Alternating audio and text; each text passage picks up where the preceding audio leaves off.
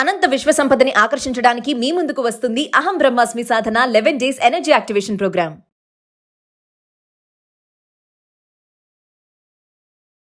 Hello. Hello Sagar గారండి. సాగర్ మాట్లాడుతున్నానండి. నమస్తే అండి, నేను సుమన్ టీవీ నుంచి మాట్లాడుతున్నా. నా పేరు జయ, అందమైన జీవితం నుంచి మాట్లాడుతున్నామండి. నమస్తే అండి జయ గారు. నమస్తే. నమస్తే అండి. నాతో పాటు డాక్టర్ కళ్యాణ్ చక్రవర్తి గారు సైక్రాటిస్ట్ లైన్లో ఉన్నారండి. ఇక్కడే నాతో పాటు స్టూడియోలో ఉన్నారు. మీతో మాట్లాడొచ్చా? మాట్లాడచ్చండి. నమస్కారం డాక్టర్ గారు.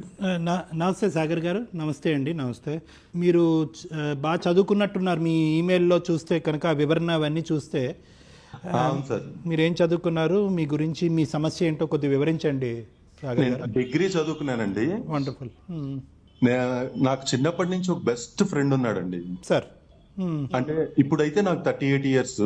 ఆ ఫ్రెండ్ తో నాకు అతనికి ఉన్న రిలేషన్ ఒక 25 ఇయర్స్ ఎబో అండి.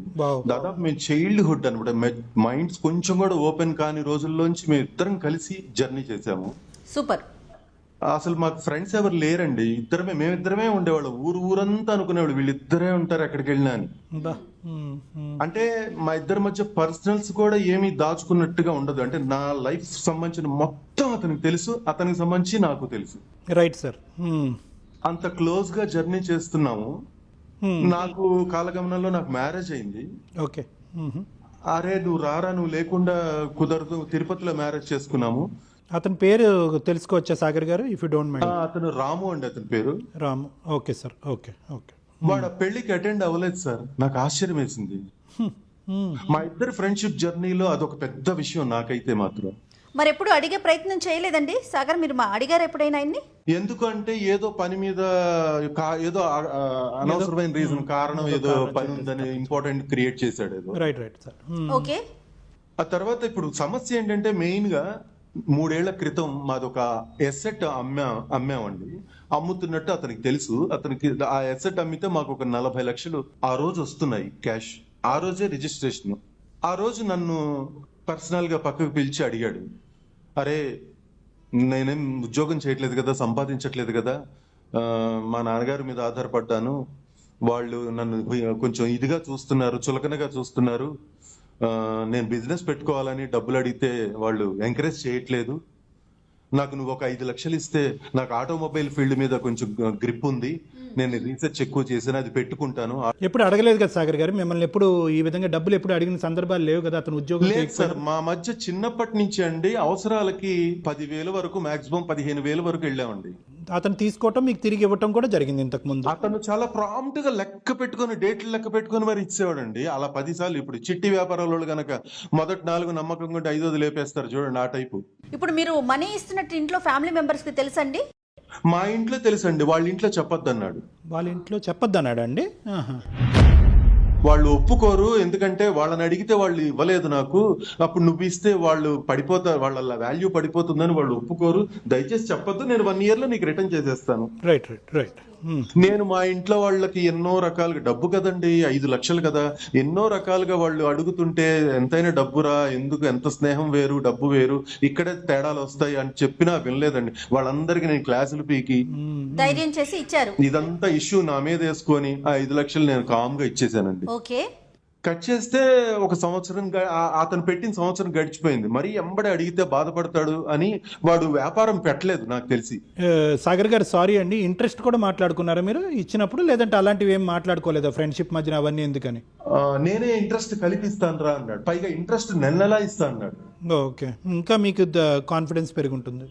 నెల ముందు ఇంట్రెస్ట్ పడేస్తానన్నప్పుడు సర్లే, అసలు నేను ఇంట్రెస్ట్ కోసం ఆశపడలేదు, కానీ వాడు పాపం జీవితంలో స్థిరపడతాడు, పెళ్లి చేసేసుకొని ఉన్నాడు, తనకి ఏం ఆధారం లేదు, ఇంట్లో వాళ్ళని అడిగితే ఎందుకో సపోర్ట్ చేయట్లేదు అంటున్నాడు. ఎందుకో సపోర్ట్ చేయట్లేదు అంటే అతను ఏ పని చేయకుండా ఇంట్లోనే ఖాళీగా ఉండేవాడండి.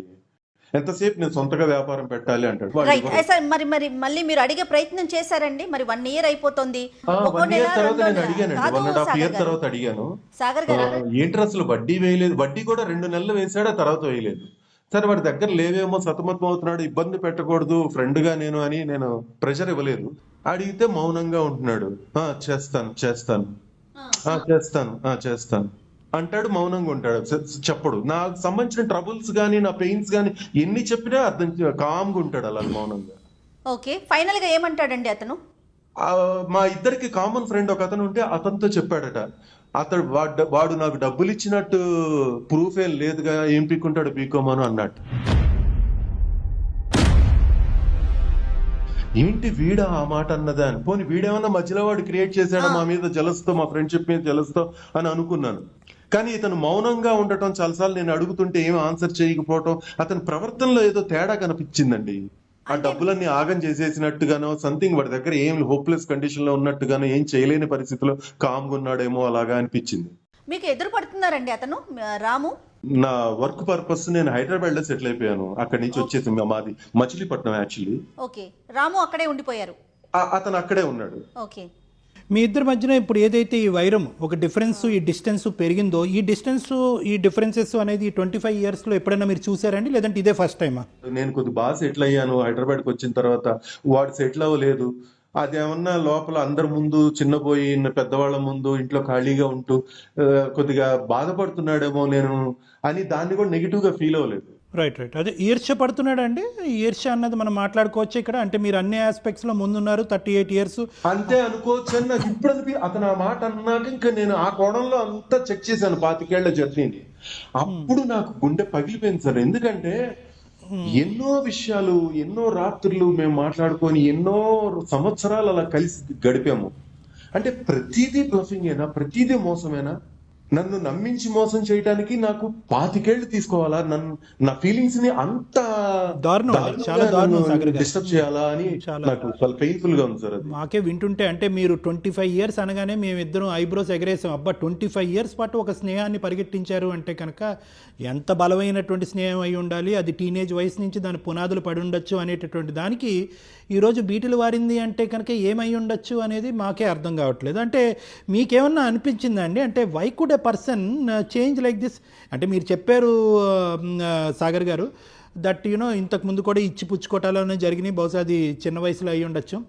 కానీ ఒక మనిషి అయితే ఒకటే అనిపిస్తుంది సార్, చిన్న ఏజ్ గ్రూప్ అంటే మైండ్ మెచ్యూరిటీ లెవెల్స్ ఇద్దరికి సరిగా రానంత మటుకు మా జర్నీ, మా స్నేహంలో క్లారిటీ, ఒక స్పష్టత, మంచి ఫీలింగ్స్ ఉన్నాయండి సార్ నిజంగానే.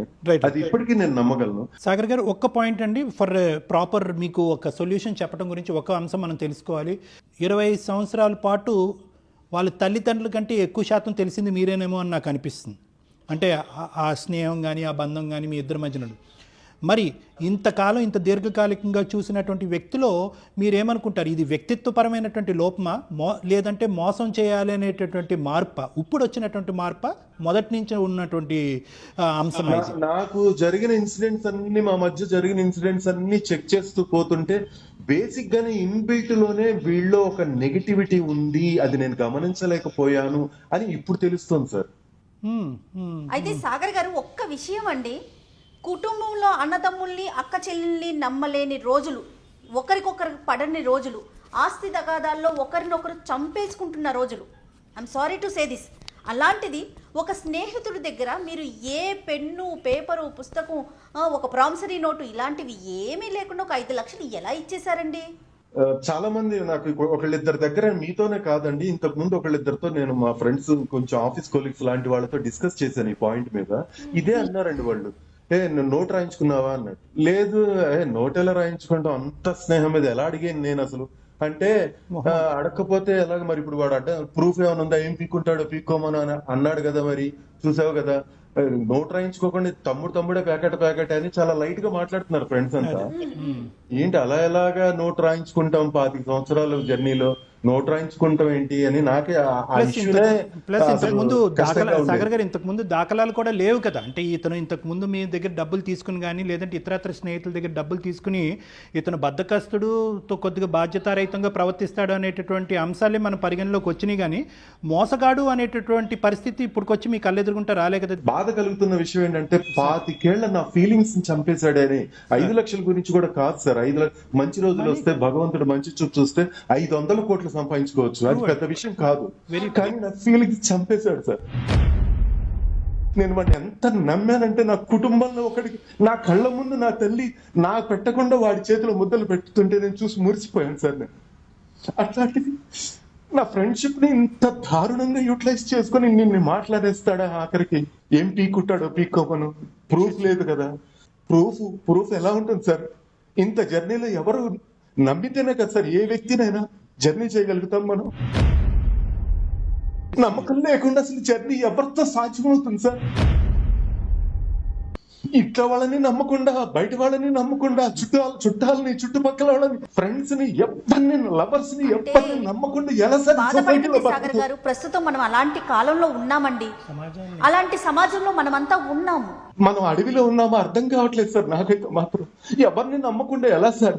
నమ్మితే ఇంత దారుణంగా దెబ్బ కొట్టేసేలా ఉంటే ఎలా బతకాలి? ఏంటి దరిద్రవాసం ఈ జనాల్లో? అయ్యో సాగర్ గారు, please console your self please sir. ఆయన మానసికంగా ఎంత కృంగిపోతున్నారో విన్నారా కళ్యాణ్ గారు? అసలు చాలా చోట్ల చాలా పరిస్థితులను గమనిస్తున్నానండి. అందరూ ఇలాగే ఉన్నారు. నమ్మద్దు, ఎవరిని నమ్మద్దు. ఎట్లా సార్? ఎలా సాధ్యం? నమ్మకుండా ఒక మనిషి మనుగడ ఎలా సాధ్యం? వాళ్ళ పేరెంట్స్ కి ఇప్పుడైనా చెప్పారా సార్? వాళ్ళ పేరెంట్స్ కి నేను చెప్పలేదు, ఎందుకంటే నేను ఊహించాను. వాళ్ళు ఏమంటారు, మాకు చెప్పించావా అంటారేమో మేబీ. కాదు కళ్యాణ్ గారు, స్నేహం వరకు ఉంటే బాగుండేదేమో. ఎప్పుడైతే ఆర్థిక లావాదేవీలు జరిగినాయో, డబ్బు అనేది అది ఎక్కడున్నా ఏ రిలేషన్ అయినా దెబ్బతీస్తుంది కదండి, డిస్టర్బ్ చేయదా? స్నేహితుల మధ్యన డబ్బులు అనేటటువంటిది చాలా నార్మల్ ఆనవాయితీ, అది కామన్. ప్లస్ వీళ్ళిద్దరి మధ్యన ఇంతకు ముందు తెలియనటువంటి వయసులో ఇంకోటి సార్, డబ్బు ఆ రోజు రిజిస్ట్రేషన్ డబ్బు వస్తోంది అని వాడు తెలుసుకొని ప్లే చేశాడని ఇప్పుడు అనిపిస్తుంది ఆలోచిస్తే. అన్ని సార్, అన్ని ఐ థింక్ అన్ని ఒకదానికొకటి యాడ్ అయినాయి. మీ పెళ్లి జరగటము, మీరు ఉద్యోగరీత్యా సెటిల్ అవటము, ఆర్థికంగా స్థిరపడటము, తర్వాత ఇల్లు అమ్మటము, అక్కడి నుంచి డబ్బులు రావటము, ఇక్కడ 2 ట్రాన్స్ఫర్మేషన్స్ మనకు క్లియర్ కట్గా కనిపిస్తుంది. అతనిలో 38, 37 సంవత్సరాలు వచ్చినా కూడా బహుశా మీ వయసుతో పాటు సరిసమానంగా ఉన్నా కూడా అక్కడ ఎదుగు బదుగు లేదు. సమాజం నుంచి ఇన్సల్ట్, పెళ్లి గిల్లి ఉందో మరి లేదో తెలియదు. అది వాళ్ళ ఇంట్లో వాళ్ళదేనండి ఆ తప్పు. వాళ్ళని కష్టపడనీయకుండా కడుపు నిండా పెట్టి నిద్రపోతుంటే పొద్దున్న తెల్లారి అందరూ 6ంటికి 7ంటికల్లా లేవాలి కదా.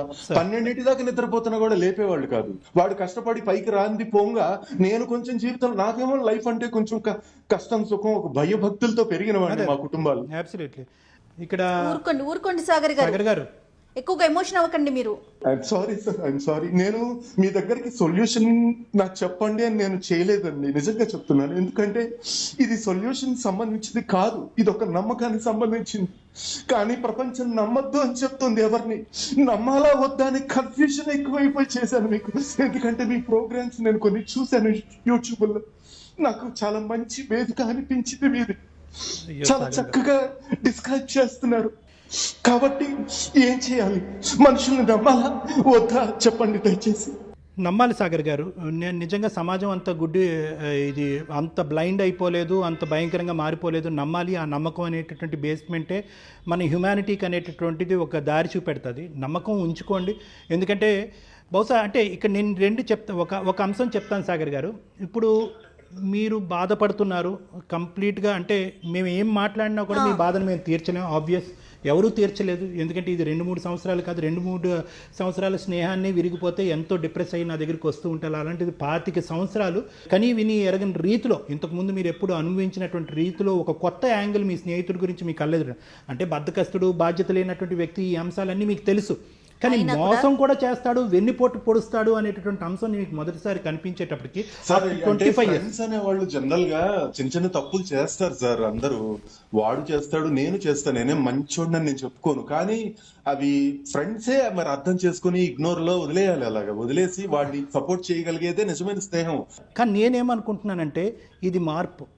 ఈరోజు మీతో మేము సానుభూతి చూపెట్టేటటువంటి అంశం ఒకటైతే, అయ్యో పాపం సాగర్ గారు ఏంటి పరిస్థితి అనేది ఒకటైతే, రెండోది ఏంటంటే 25 సంవత్సరాల పాటు మీరు ప్రయాణం చేసినటువంటి మీ స్నేహితుడి మానసిక పరిస్థితి మార్చవలసినటువంటి బాధ్యత ఈరోజు మీ భుజస్కంధాల మీద కూడా ఉంది అని చెప్పడం నా ఉద్దేశం.